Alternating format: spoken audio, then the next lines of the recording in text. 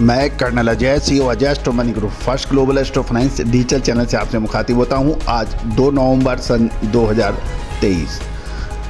दोस्तों, Ajay astro money group संभवतः विश्व का पहला चैनल है जो 42 कमोडिटीज 5 मार्केट पर लगातार अपडेट और विश्लेषण आप तक प्रस्तुत करता है।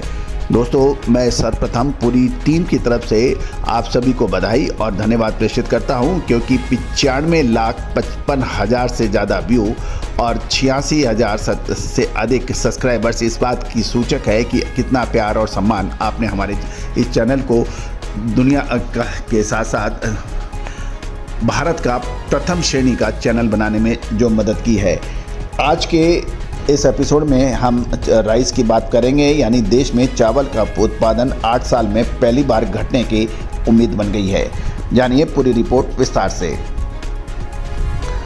दोस्तों, चावल निर्यातन संघ के अध्यक्ष बीवी कृष्णा राव ने कहा है कि उन्हें उत्पादन में गिरावट की उम्मीद लग रही है, क्योंकि भारी बरसात के देश के विभिन्न क्षेत्रों में देर से बोई गई फसलों को फायदा हुआ और कई जगह खेती को नुकसान भी हुआ है। जहां तक अमेरिकन कृषि विभाग की उम्मीद है कि भारत का चावल का उत्पादन 3% यानी लगभग 40 लाख टन घटकर कुल 1320 लाख टन रह जाने की उम्मीद लगाई गई है।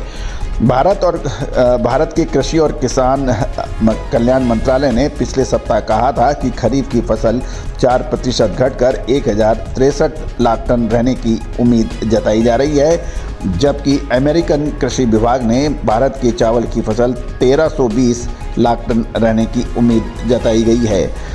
दोस्तों, देश में चावल के उत्पादन में 8 वर्ष में पहली बार गिरावट आने की संभावना बन गई है। और ये भी एक महत्वपूर्ण बात यह है कि नवंबर महीने के अंदर विधानसभा के चुनाव और अगले साल लोकसभा चुनाव को देखते हुए सरकार हर संभव कोशिश करेगी कि खाद्यान्न के दाम ना बढ़ें। जुलाई में सरकार द्वारा गैर बासमती सफ़ेद चावल के निर्यात पर प्रतिबंध लगाने के बाद दुनिया में देश में के सबसे बड़े चावल निर्यातक भारत में उत्पादन असामान्य रूप से कम हो गया है, जिससे वैश्विक कीमतें भी बढ़ गई है। नए सीजन में चावल के निर्यात पर प्रतिबंध जारी रहने की उम्मीद है और चावल निर्यात पर प्रतिबंध के कारण ग्लोबल लेवल पर चावल की कीमतें 15 साल के उच्चतम स्तर पर पहुँचने के भी समाचार हैं।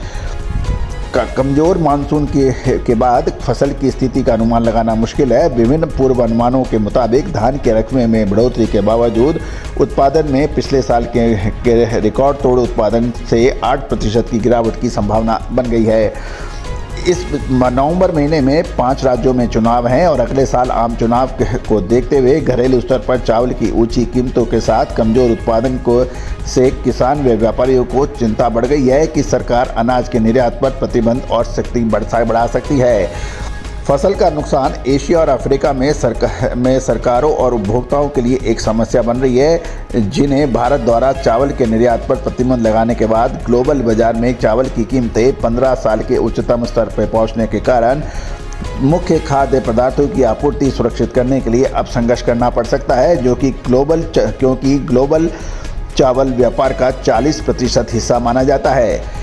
थाईलैंड, वियतनाम, पाकिस्तान, म्यांमार सहित अन्य प्रमुख निर्यातक देशों में कम भंडारण के कारण लंबे समय तक निर्यात प्रतिबंधों से चावल की कीमतें और बढ़ सकती है।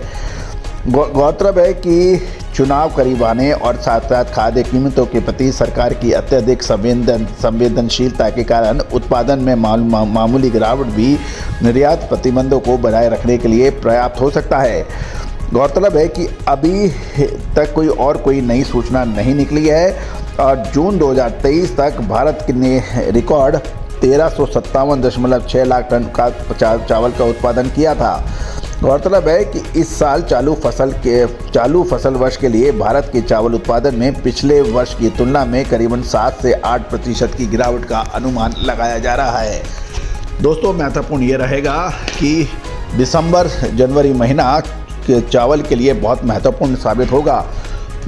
हमारा अग्रिम विश्लेषण नोट करके रखिए कि दिसंबर जनवरी में चावल के दामों में तेज वृद्धि होने की पूरी संभावनाएं नज़र आ रही हैं।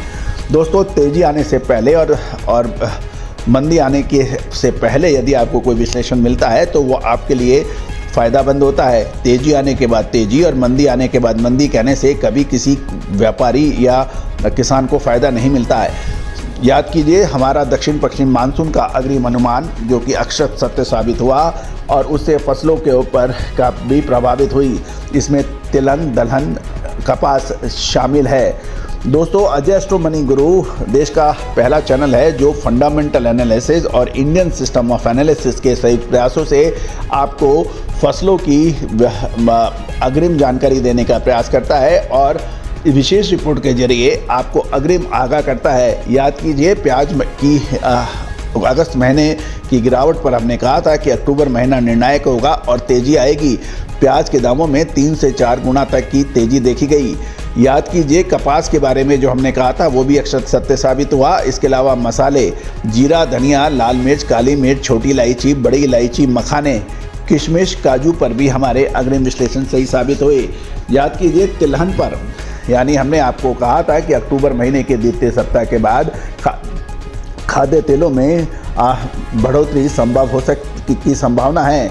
याद देखिए कि 12-13 अक्टूबर के बाद खाद्य तेलों में चाहे वो सरसों हो, सोयाबीन हो, पाम हो, उसके अंदर शानदार तेजी बनी है।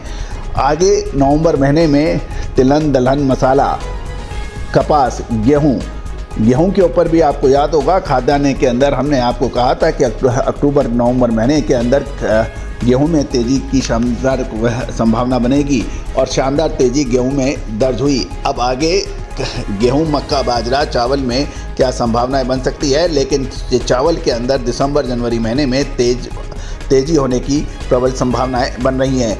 दोस्तों, अधिक जानकारी और विशेष रिपोर्ट के लिए संपर्क करना बिल्कुल ना भूलें।